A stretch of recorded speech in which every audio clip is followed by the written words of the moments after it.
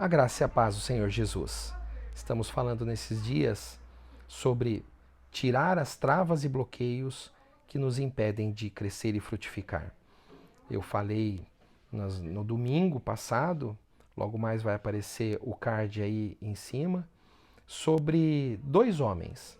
Falei sobre Pedro e Eliseu. Aí eu fiz um vídeo sobre Moisés e agora eu quero falar sobre o apóstolo Paulo. O apóstolo Paulo dedicou a sua vida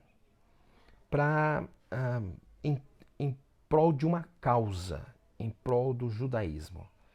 Ele procurou ser um judeu excelente. Ele procurava cumprir com zelo, era zeloso por toda a lei.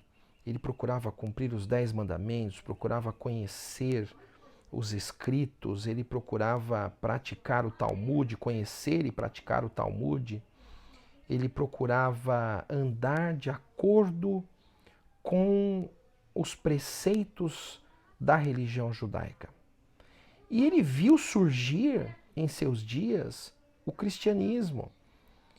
E o cristianismo estava pervertendo o judaísmo. Na cabeça dele, os judeus estavam deixando de praticar o judaísmo, deixando de seguir a Moisés, e tinham começado a seguir um rabino que tinha morrido no madeiro, ou seja, segundo os escritos, ele era amaldiçoado. Diziam que aquele homem era o Messias, Jesus Cristo. O apóstolo Paulo foi tomado de indignação, uma fúria, porque as bases da sua fé, as bases da sua vida estavam sendo ameaçadas por essa seita que estava arrebanhando multidões. E ele se sentiu no dever de fazer alguma coisa.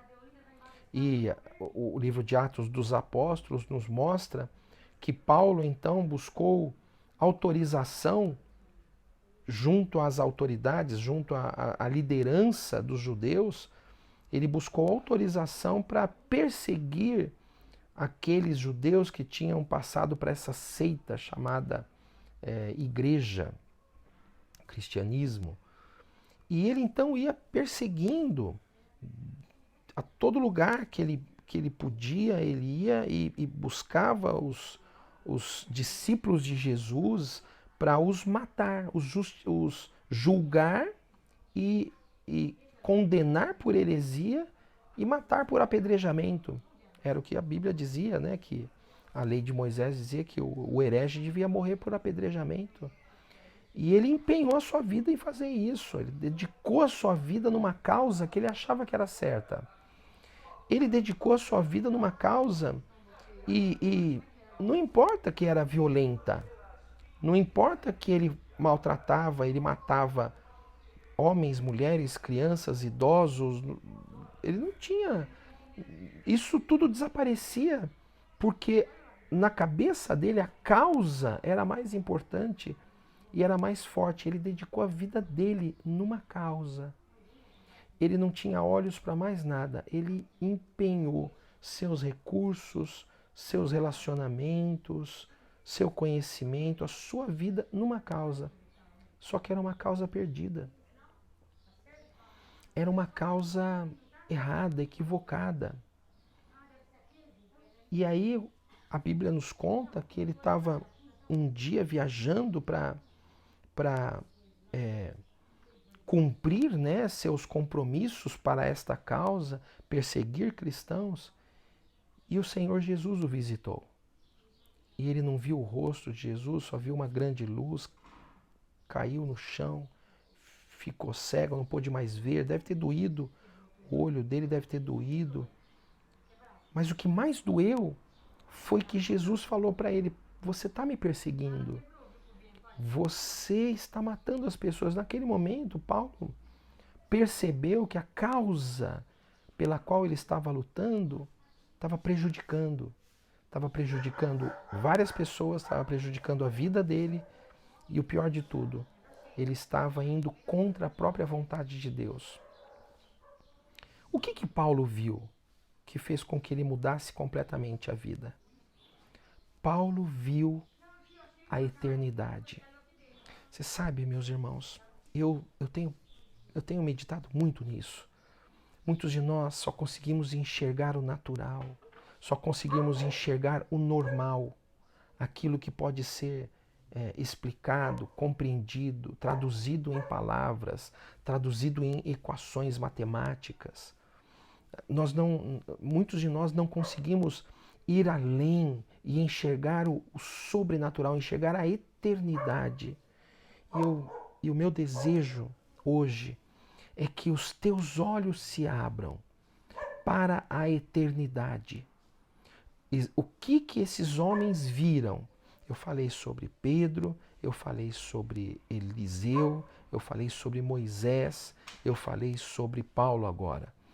Pedro viu a provisão de Jesus, a cura de Jesus, o perdão de Jesus sobre a sua vida, e Jesus deu a ele um propósito. Vem que eu vou te fazer pescador de homens agora.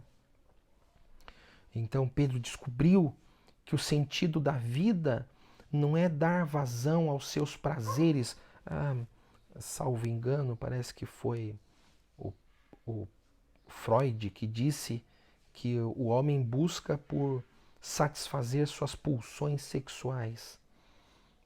Esse é o sentido da vida. Outros disseram que o sentido da vida é buscar a liberdade.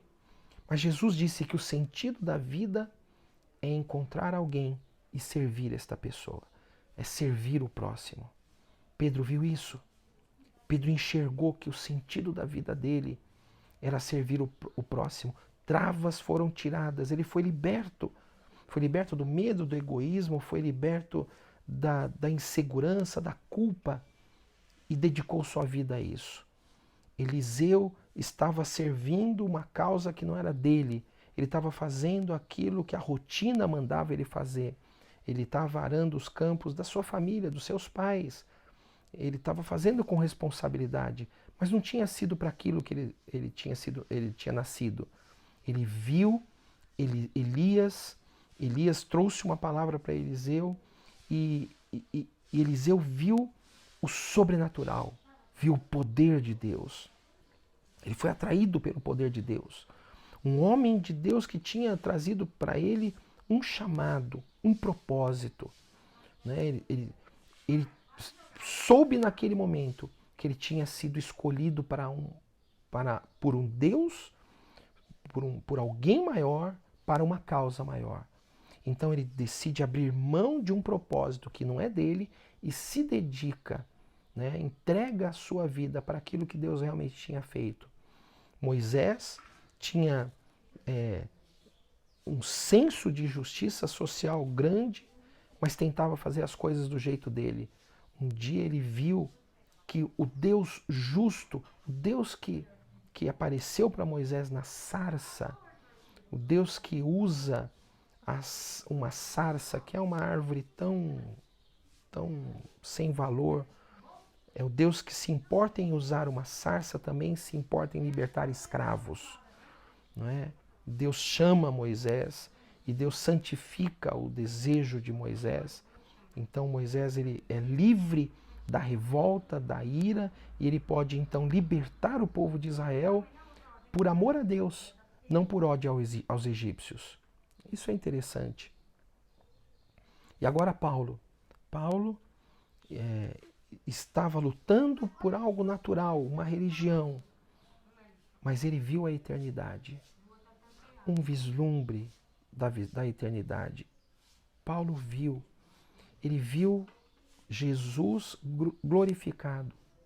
Ele não viu o corpo terreno de Jesus.